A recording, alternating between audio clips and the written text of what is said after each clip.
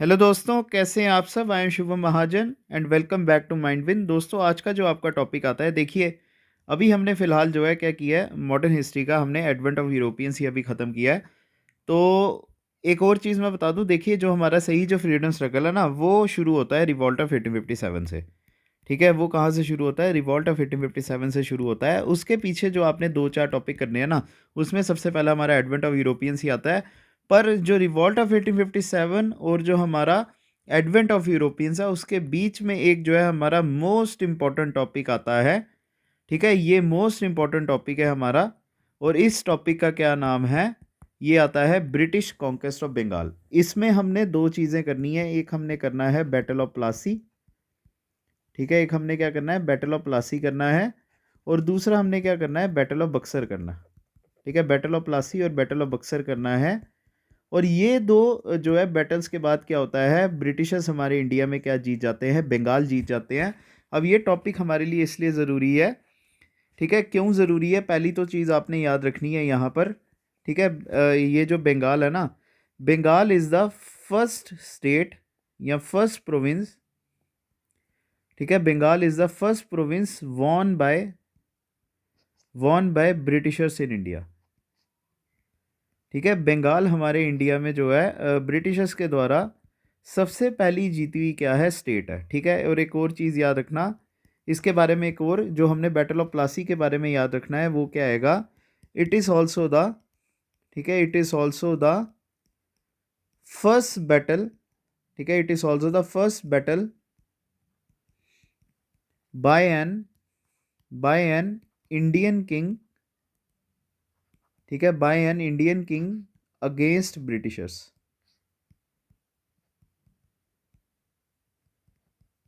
ठीक है, ब्रिटिशर्स के खिलाफ जो है एक सबसे पहली बैटल जो है किसी एक इंडियन किंग ने जो लड़ी है, वो कौन सी आती है, बैटल ऑफ प्लासी आती है। तो चलिए फिर टॉपिक शुरू करते हैं। वो क्या आएगा आपका, बैटल ऑफ प्लासी आएगा। फिर जहाँ से चलते हुए हम क्या आएंगे, बैटल ऑफ बक्सर तक जाएंगे। अगर आपको याद होगा, क्लास स्टार्ट करने से पहले मैं आपको एक चीज़ याद करा दूँ, अगर आपको याद होगी, वो आएगा आपका 1717 का ईयर। ठीक है, आपको मैंने ब्रिटिशर्स का सारा टाइमलाइन कराया हुआ है, वो आप हमारी पिछली क्लास में मॉडर्न हिस्ट्री की कर सकते हैं। अगर आपको याद होगा, ये क्या था, हमारा मैग्ना करता था।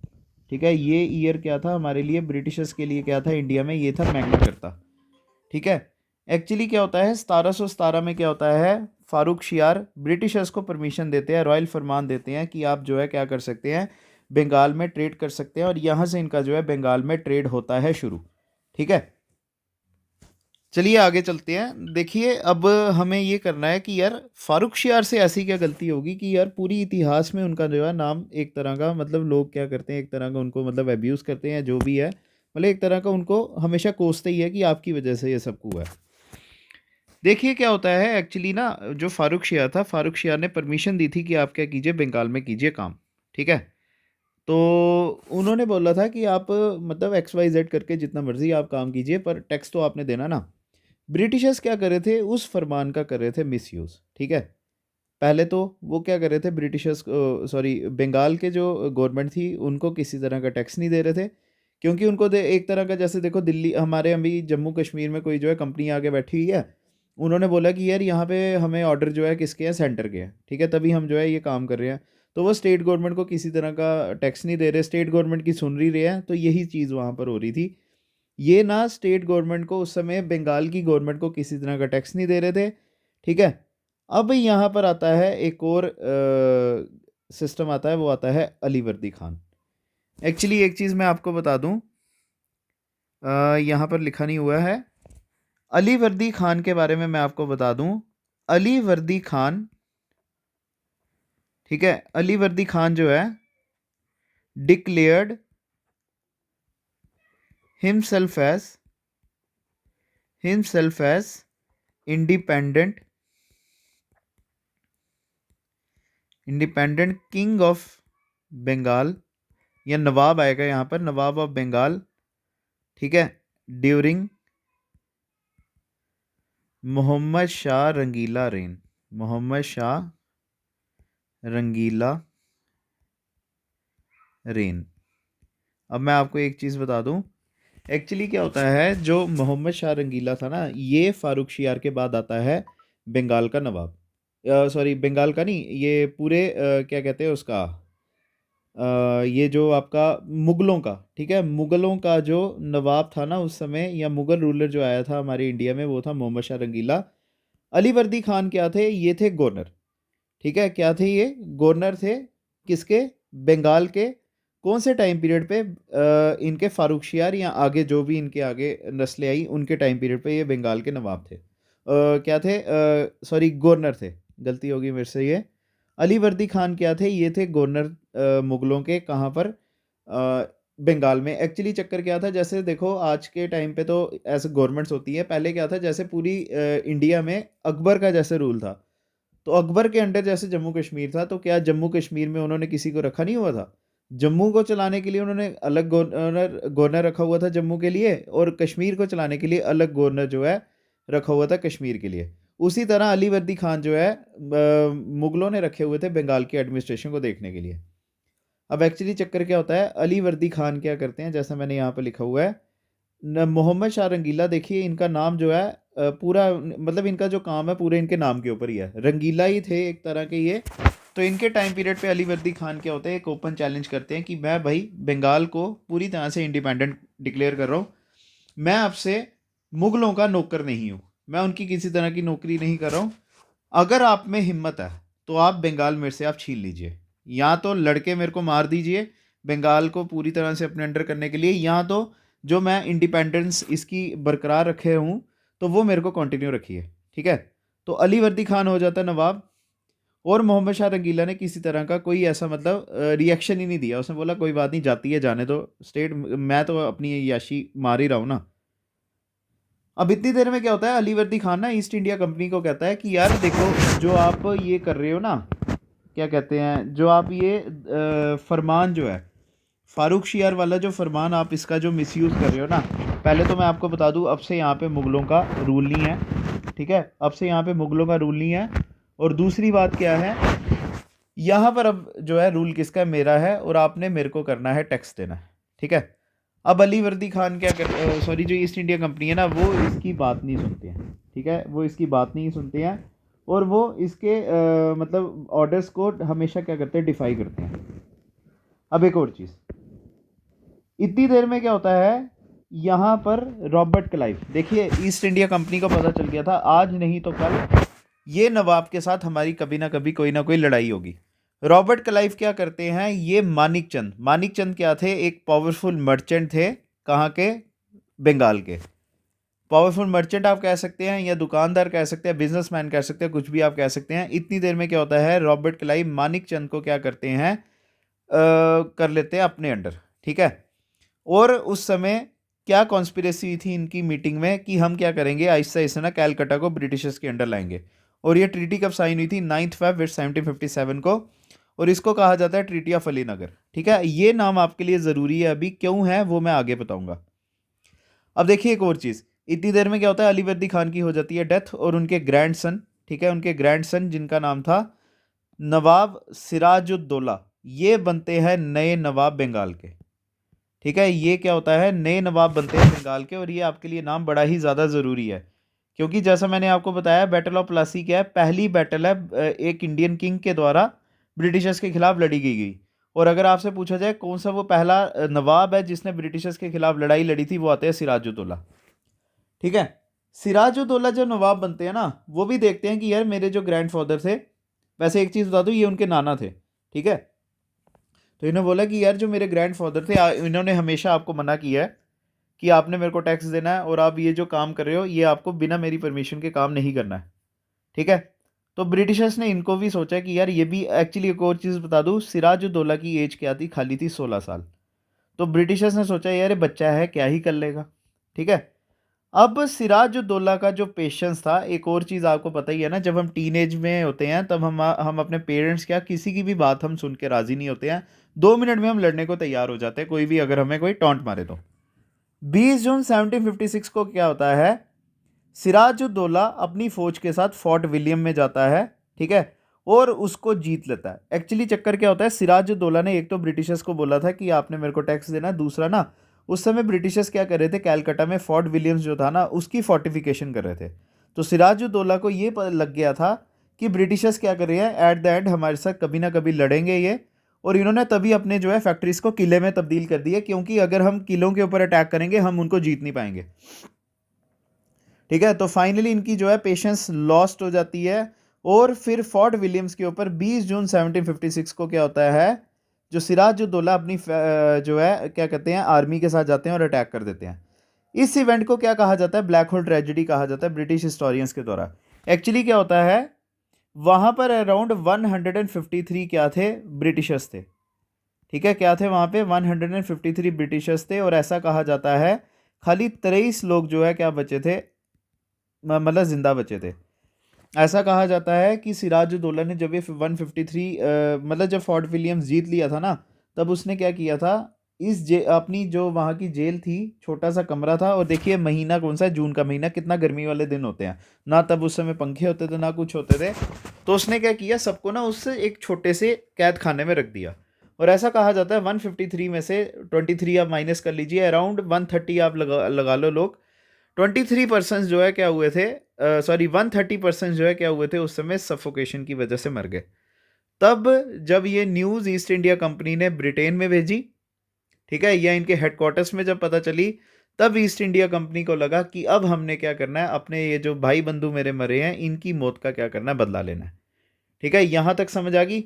और इसी ब्लैक होल ट्रेजेडी ने क्या किया, जन्म दिया किसको, बैटल ऑफ प्लासी को। अब रिवेंज लेने के लिए क्या होता है, ब्लैक होल ट्रेजेडी का रॉबर्ट क्लाइव को क्या किया जाता है, ट्रांसफर किया जाता है बंगाल से, सॉरी मद्रास से, कहाँ पे ट्रांसफर किया जाता है, बंगाल में। ठीक है, अब एक और चीज़, अब यहाँ पर मैंने आपको एक नाम बताया था, मानिक चंद। ठीक है, मानिक चंद, अब ये नाम जो है क्या आएगा, काम आएगा आगे। अब इनकी जो क्या कहते हैं ट्रीटी हुई थी, कौन सी, ट्रीटी ऑफ अली नागर, अब ये जो है काम आएगी। इसने मानिक चंद, जो पहले से इनका बंगाल में एक बड़ा ही मतलब भरोसेमंद आदमी था, इसने क्या किया, उनको अपने साथ मिला के, मानिक चंद को अपने साथ मिला के, ये लोगों को अपने साथ क्या कर दिया, मिला दिया। मीर जाफर जो क्या थे, कमांडर इन चीफ, जिसको आप हिंदी में क्या जानते हैं, सेनापति, जैसे आपने बाहुबली अगर देखी होगी, वहां पर जो कटप्पा था। ठीक है, ये तो आप जानते ही हैं। अगर सेनापति ही ना हो तो सेना किसी तरह की काम की नहीं होती है। सेना कभी राजा के हुक्म नहीं मानेगी जब तक कमांडर इन चीफ ने उनको ऑर्डर नहीं दिया होगा। ठीक है, तो मीर जाफर सबसे पहला चीज, सबसे पहला पर्सन। दूसरे आते हैं राय दुर्लभ जो चीफ अकाउंटेंट थे, यार लतीफ जो नवाब की आर्मी के पार्ट थे, जगत सेठ जो उस समय के बिगेस्ट बैंकर थे बंगाल के, और ओमी चंद जो क्या थे, एक थे इंटरमीडिएटरी थे, या जिनको आप कह सकते हैं जिन्होंने एग्रीमेंट करवाया होगा। ठीक है, अब यहाँ पर मैंने लिखा भी हुआ है, Robert Clive got access to these people through merchant Manik. अब फाइनली जो है, अब हमने जो बैटल करनी है वो कौन सी आएगी, बैटल ऑफ प्लासी आएगी। ये डेट आपको याद करनी ही पड़ेगी, और अब से आपको पता है मॉडर्न हिस्ट्री हमारी जो है सारी की सारी किसके ऊपर चलेगी, डेट्स के ऊपर।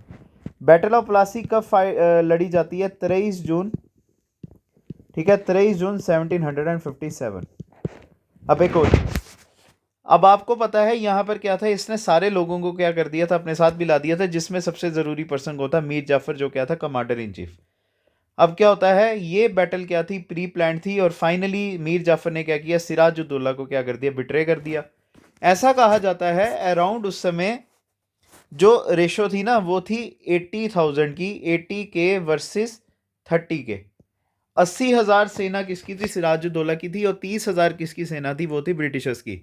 पर फिर भी जो है सिराजुद्दौला कैसे हारा, क्योंकि मीर जाफर ने पहले ही सारी अपनी जो फौज थी इनको पहले ही गाइडलाइंस दे दी थी।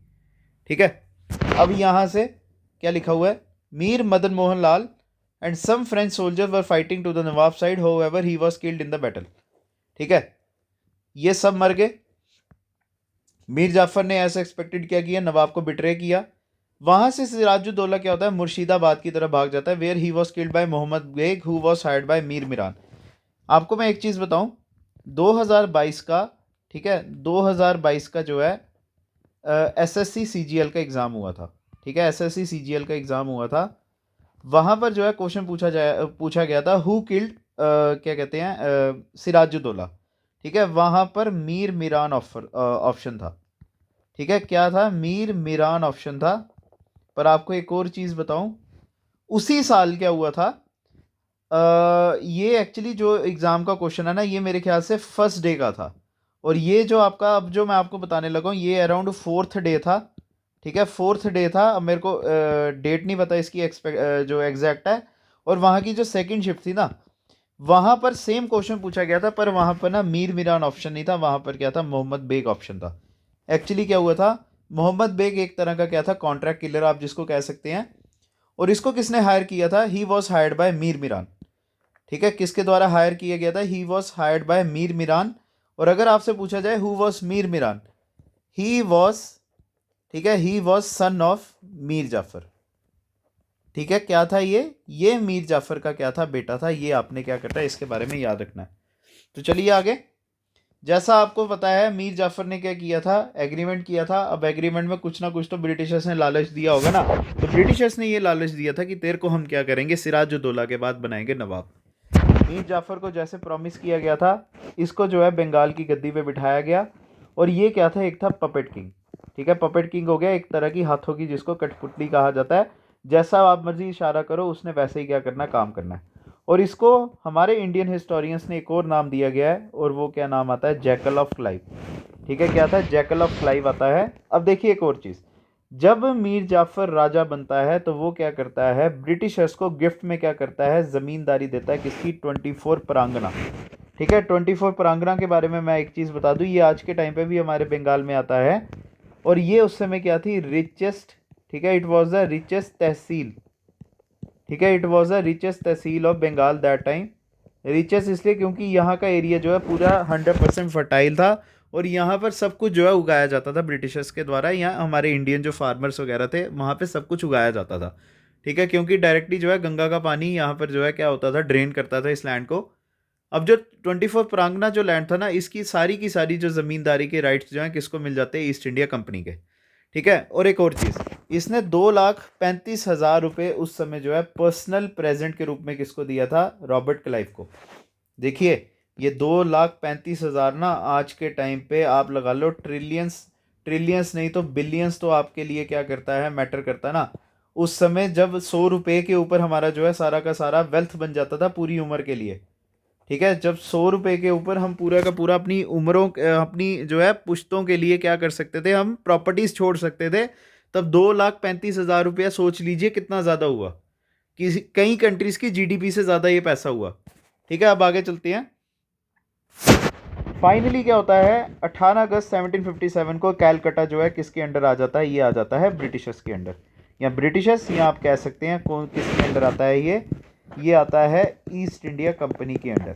ठीक है, यहाँ से आपका जो है बैटल ऑफ प्लासी खत्म होता है। अब दूसरी कौन सी चीज़ आएगी हमारी, बैटल ऑफ बक्सार। ठीक है, बैटल ऑफ बक्सार जो है अब हमने करना है। और एक और चीज़ मैं बता दूं, बैटल ऑफ बक्सार ज़्यादा ज़रूरी है as compare to battle of Plassey. Battle of Plassey एक तरह का हमारा है स्टेपिंग स्टोन। ठीक है, पर जो कंक्लूजन आता है हमारा बंगाल का, वो क्या आएगा, बैटल ऑफ बक्सर आएगा। चलिए अब आगे क्या होता है, एक और चीज़ मैं बता दूं, एक कहावत है हमारे हिंदी में, जो मुहावरा भी जिसको कहा जाता है, जिसका काम उसी को साजे।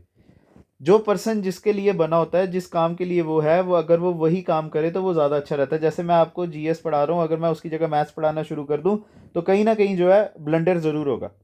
ठीक है, अब मीर जाफर जो है क्या था, एक एक तरह का सेनापति था या एक सिपाही था। वो सिपाहियों को क्या पता कैसे एडमिनिस्ट्रेशन चलती है, कैसे राज चलाया जाता है, या कैसे टैक्स लिया जाता है लोगों से।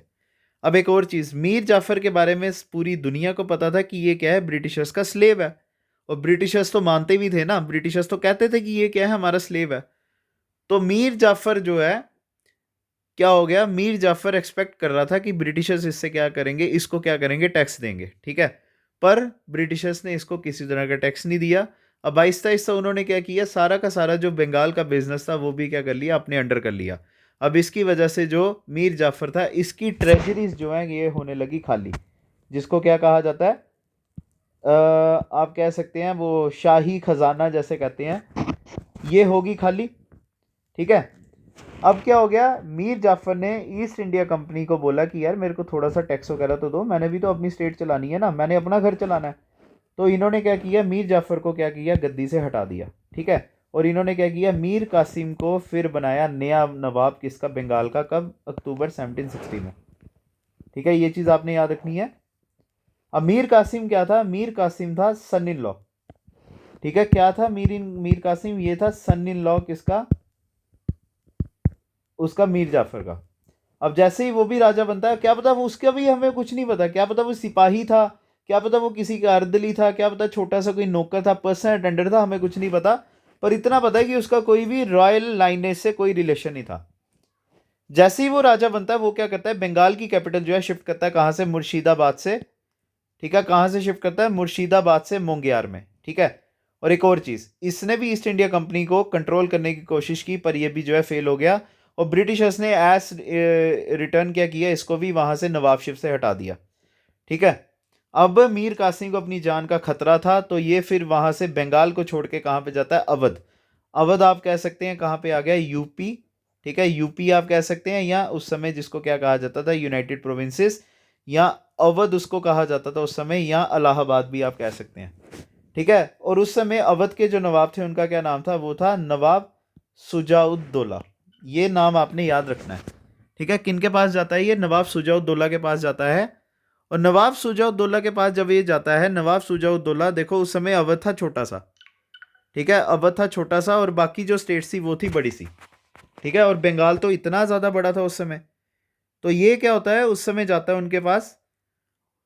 और नवाब जो सुजाउद्दौला थे, वो उनसे पूछते हैं कि सर बताइए कैसे आए आप हमारे पास? मतलब मैं इतना, मतलब आपकी स्टेट इतनी बड़ी, मेरी स्टेट इतनी छोटी है, तो बताइए क्या मैं आपकी सेवा कर सकता हूँ? ठीक है। तो मीर कासिम उस समय सुजाउद्दौला को सब बताता है। क्या पता, मुझे ये भी नहीं पता कि उसने ये बताया था कि मैं ओरिजिनल मतलब राजा था या नहीं था, पर उसने एट प्रेजेंट तो यही बताया ना कि मैं नवाब था। और ब्रिटिशर्स ने किया मेरे साथ गलत, मेरे को हटा दिया वहाँ से पोस्ट से। ठीक है। अब देखिए, हम ऐसे भी जब भी किसी को कुछ सुनाते हैं ना, हम कभी भी पूरा सच नहीं बताते हैं, बीच में कुछ ना कुछ झूठ ज़रूर बताते हैं। उसने एट द एंड वाला सारा बताया होगा कि मैं नवाब था, मेरे को हटा दिया। तो उसके मतलब सुजाउद्दौला के दिमाग में भी ये भरा कि यार बाहर से लोग आए हुए हैं और हमारे एरियाज़ को जो है कॉन्कर करना शुरू कर गए हैं। अब सुजाउद्दौला ने बोला कि मैं आपकी मदद ज़रूर करूंगा आपके बंगाल को जीतने के लिए। ठीक है। और फिर मीर कासिम जो है, मीर कासिम ने सुजाउद्दौला को बोला कि यार एक चीज़ देखो, मैं हूं नवाब बंगाल का, मुझे बंगाल के सारे लूप होल्स पता है, मुझे सारे सॉफ्ट टारगेट्स पता है, मुझे सब पता है कि फौज कब रेस्ट करने गई होती है, कब खाना खा रही होती है, कब उनका जो है वो होता है शिफ्ट चेंज करने का टाइम पीरियड होता है। तो हम ना एक प्लान्ड अटैक करते हैं, ब्रिटिशर्स को हराते हैं वहाँ से, और इन रिटर्न अगर आपने मेरे को बंगाल का फिर से नवाब बनाना होगा तो बना देना, नहीं तो मुझे कोई छोटी सी डिस्ट्रिक्ट का मालिक बना देना, या जो भी आप बोलोगे। देखिए, सही नवाब तो आप ही बनोगे ना, क्योंकि फौज आपकी सारी होगी। सुजाउद्दौला बोला यार देखो, आपका प्लान तो बड़ा अच्छा सही है, पर मेरी ना अभी हैसियत नहीं है बंगाल के ऊपर अटैक करने की। ठीक है, क्यों? क्योंकि बंगाल आप खुद जानते हैं यार, जितनी आपकी फौज है ना, उतनी मेरे अवध की खाली पॉपुलेशन है। तो मैं अपनी फौज के साथ तो आपकी बंगाल की फौज का सामना, और ऊपर से ब्रिटिशर्स का सामना नहीं कर सकता। तो हमें क्या करना चाहिए? हमें करना चाहिए उस समय ना कोई एक बड़ी क्या कहते हैं, बड़ी किसी अलायंस से जो है क्या करना चाहिए, वो करना चाहिए, मदद मांगनी चाहिए। अब क्या होता है, क्या होते हैं, नवाब सुजाउद्दौला और उस समय मीर कासिम क्या करते हैं, जाते हैं शाह आलम के पास। ठीक है, शाह आलम के पास जाते हैं, और ये क्या थे उस समय, मुगल एम्परर थे। और मुगल एम्परर उस समय किसके थे? ये हमारे, आप कह सकते हैं नॉर्थ से लेकर सेंट्रल इंडिया तक सारे एरिया के क्या थे, ये मुगल एम्परर थे। ठीक है। अब चलिए आगे चलते हैं। फिर क्या होता है, ये शाह आलम के पास जाते हैं, उनको भी पूरा का पूरा अपना प्लान बताते हैं कि ऐसे ऐसे बंगाल के ऊपर हम क्या करेंगे, अटैक करेंगे। अब इसके बाद क्या होता है, शाह आलम, सुजाउद्दौला और तीसरा कौन होता है, मीर कासिम, ये तीनों क्या करते हैं, इकट्ठे हो जाते हैं और बंगाल के ऊपर चले जाते हैं अटैक करने। उर्सी बैटल को क्या कहा जाता है, बैटल ऑफ बक्सर कहा जाता है। पर क्या होता है, ये हार जाते हैं उस बैटल को। और ये बैटल की आपने डेट याद रखनी है, वो कौन सी डेट आएगी, 22 अक्टूबर 1764। ठीक है। जैसे आपका अभी वो कराया था ना मैंने, 23 जून 1757 जो बैटल ऑफ प्लासी की डेट थी, दूसरी बैटल जो आएगी वो आएगी 22 अक्टूबर 1764, जिसको क्या कहा जाता है, बैटल ऑफ बक्सर कहा जाता है। अब क्या होता है, इसमें भी बैटल जो है क्या हो जाते हैं, ब्रिटिशर से हार जाते हैं। देखिए मीर कासिम का क्या गया, वो तो आगे ही खाली था, उसका तो कुछ था नहीं था, वो तो ऐसे भी वहां पे एक तरह का वो शरणार्थी बन के गया हुआ था। सही जो मौत हुई वो किनकी पड़ी, वो सही जो नुकसान हुआ वो किनको हुआ, वो हुआ सुजाउद्दौला और शाह आलम को। ठीक है। और यहाँ पे देखिए मीर कासिम क्या हो जाता है, वो भाग जाता है दिल्ली की तरफ, जहाँ पर उसकी डेथ 1777 में हो जाती है। चलिए अब एक और चीज़, मीर जाफ़र को फिर से क्या किया गया, बंगाल का नवाब बनाया गया, ये भी आपने याद रखना है। अगर आपसे एग्जाम में पूछा जाए who was installed as the nawab of Bengal after Mir Qasim, वो कौन आएगा, मीर जाफ़र आएगा। अब एक और चीज़, what was the result of, ठीक है, what was the result of battle of Buxar, ठीक है, बैटल ऑफ बक्सार का जो है रिजल्ट क्या आएगा, और वो बैटल ऑफ बक्सार का रिजल्ट क्या आता है, वो आता है ट्रीटी ऑफ इलाहाबाद। ठीक है, क्या आएगा, ट्रीटी ऑफ इलाहाबाद, ये चीज़ आपने याद रखनी है। और ये कब साइन की गई थी, it was signed in August 1765 by Shah Alam and Shujauddaula. और एक और चीज़ याद रखना, ये ट्रीटी जो है दोनों रूलर्स के द्वारा जो है डिफरेंट क्लॉजेस के हिसाब से साइन की गई थी। मतलब कि सुजाउद्दौला ने अलग से इसको प्रॉमिस, मतलब सुजाउद्दौला से अलग शर्तें मनवाई गई और शाह आलम से जो है अलग शर्तें मनवाई गई। ठीक है, पहला क्लॉज जो है जो सुजाउद्दौला ने साइन किया था, इसमें क्या हुआ, सुजाउद्दौला ने इलाहाबाद और कारा जो एरियाज आते हैं वो किसको दे दिए, शाह आलम को दे दिए। ठीक है, और उसके साथ 50 लाख रुपए जो है वॉर इंडेमिनिटी, इंडेमिनिटी होता है हर जाना, ये किसको दिया, ब्रिटिशर्स को। और सेकंड क्लॉज में शाह आलम ने क्या किया, ड्यूल गवर्नमेंट जो है बंगाल में क्या की, एक्सेप्ट की। ठीक है, अब मैं ड्यूल गवर्नमेंट बता दूं आपको। ठीक है, अब मैं आपको यहां पे ड्यूल गवर्नमेंट लिख के दे देता हूं, ड्यूल गवर्नमेंट क्या होती है। ठीक है, ड्यूल गवर्नमेंट क्या होती है, ड्यूल गवर्नमेंट में आता है, एक आता है दीवानी, ठीक है, और क्या आता है, निजामत। निजामत क्या आ गया, जुडिशियल, ठीक है, जुडिशियल या मिलिट्री। ठीक है, और दीवानी क्या होता है, ये होता है टैक्स कलेक्शन। और ये किसके अंदर था, ये था ब्रिटिशर्स के अंडर। ठीक है, और ये किसके अंडर था, ये था किंग के अंडर। ठीक है, शाह आलम से इन्होंने क्या लिखवाया कि आप क्या कीजिए, हमें दे दीजिए दीवानी, दे दीजिए टैक्स कलेक्शन की परमिशन दे दीजिए, और निजामत क्या रखिए, आप अपने अंडर रखिए। ठीक है, अब देखिए क्या होता है, इसको ड्यूल गवर्नमेंट कहा जाता है। अब इसमें क्या था, देखिए जैसे मैंने यहाँ पर लिखा हुआ है दीवानी, ब्रिटिशर्स ने क्या करना है, टैक्स लेना है। जैसे सपोज करो एक राजा, जैसे कपड़ा है कोई, ठीक है, कपड़े के ऊपर पहले टैक्स कितना लेता था, वो लेता था 5 रुपये। ब्रिटिशर्स ने सीधा बोला कि हमने क्या लेना है, इसके ऊपर ना अब लेना है 50 रुपये टैक्स। तो इंडियन जो दुकानदार थे उन्होंने किसको गालियाँ देनी है, वो देनी है ब्रिटिशर्स को। पर ब्रिटिशर्स बोलेंगे यार हमारा क्या कसूर है, हमें तो राजा ने बोला। ठीक है, हम जो टैक्स लेने आए हैं वो तो राजा ने हमें बोला ना कि आप इतना टैक्स इनसे ले लिए। तो इन द एंड क्या होगा, किसकी बदनामी हो रही होगी जनता के सामने, वो हो रही होगी राजाओं की। दूसरा आ गया निजामत, जिसको जुडिशरी या मिलिट्री किंग कहा जाता है, या मिलिट्री एडमिनिस्ट्रेशन कहा जाता है, ये था राजा के पास। अब देखिए लोग क्या होगा, ग्रीवियंसेस लेके जाएंगे राजा के पास कि सर ईस्ट इंडिया कंपनी हमें लूट रही है तो हमें बचाइए। तो राजा तो कुछ नहीं ना कर सकता, क्योंकि राजा आगे उनसे हारा हुआ था। तो राजा ने एक तरह का कहना था यार मैंने नहीं कर सक मैंने नहीं करना कुछ भी, जाओ आप जो ब्रिटिशर्स कह रहे हैं वही चीज़ फॉलो करो। अब इन द एंड क्या हुआ, लोग जो थे वो नाराज किससे हुए, राजा से। और आहिस्ता आहिस्ता जो है फिर इंडियन राजास का जो है इम्पैक्ट जो था लोगों के ऊपर से हटना शुरू हो गया, और इसी को क्या कहा जाता था, ड्यूल गवर्नमेंट कहा जाता था। अब यहां से क्वेश्चन आता है ड्यूल गवर्नमेंट किसने बनाया, it was made by Robert Clive. The dual government was introduced by Robert Clive. और ये ड्यूल गवर्नमेंट हमारे इंडिया में किसने खत्म किया था, it was ended by Lord Warren Hastings in the year 1772। ठीक है, चलिए अब आगे चलते हैं। कंक्लूजन क्या आता है बैटल ऑफ प्लासी और बैटल ऑफ बक्सर का। बैटल ऑफ प्लासी ने क्या किया था, फाउंडेशन रखा था ब्रिटिश एम्पायर का इंडिया में, जबकि बैटल ऑफ बक्सार ने उनका जो है ब्रिटिशर्स को मास्टर बनाया बंगाल, बिहार और उड़ीसा में। मतलब कि क्या हो गया, what is the difference between Plassey and Berkshire. Plassey में क्या होता है, ब्रिटिशर्स की फाउंडेशन होती है हमारे इंडिया में, पर जो बैटल ऑफ बक्सर था उसमें ब्रिटिशर्स जो है मालिक बन जाते हैं, कहाँ के, बंगाल, बिहार और उड़ीसा के। अब इसके आगे जो ईस्ट इंडिया कंपनी के ऑफिशियल्स हैं ना, इनको वहाँ के लोकल लोग, जो इंग्लैंड के लोकल लोग थे, वो इनको क्या कहते थे, नैबोब्स कहते थे। नैबोब्स एक तरह की क्या होगी, गाली होगी। ठीक है, एक तरह की गाली होगी। अब पता चल गया था कि जो ईस्ट इंडिया कंपनी है ये करप्शन करके किसी भी हद तक जो है जा सकते हैं। और एक और चीज़, ईस्ट इंडिया कंपनी को एक और टाइटल दिया गया, रूलर्स विदाउट रिस्पॉन्सिबिलिटी का, क्योंकि ये बंगाल के राजा तो बन गए थे पर ये खुद कहाँ से थे, ये थे बाहर से, इंग्लैंड से थे। तो इंडियंस जो लोग हैं वो मरे या जिए, इनको क्या लेना देना था इससे, ठीक है। और एक और चीज़, जब बंगाल पूरा का पूरा जो है ब्रिटिशर्स के द्वारा जीत लिया गया था ना, तो रॉबर्ट क्लाइव जो है, ठीक है, रॉबर्ट क्लाइव ने अपने आप को एक टाइटल दिया था, और वो कौन सा टाइटल आता है, नवाब साबित जंग का, ठीक है। ये इसने अपने आप को जो है क्या किया था, टाइटल दिया था, कौन सा, नवाब साबित जंग का। ये भी आपने क्या करना है, याद रखना है, ठीक है। तो चलिए दोस्तों, फाइनली आपका जो है बैटल ऑफ प्लासी और बैटल ऑफ बक्सर, यहाँ पूरी तरह से हमारा बंगाल जो स्टेट है वो होता है ख़त्म।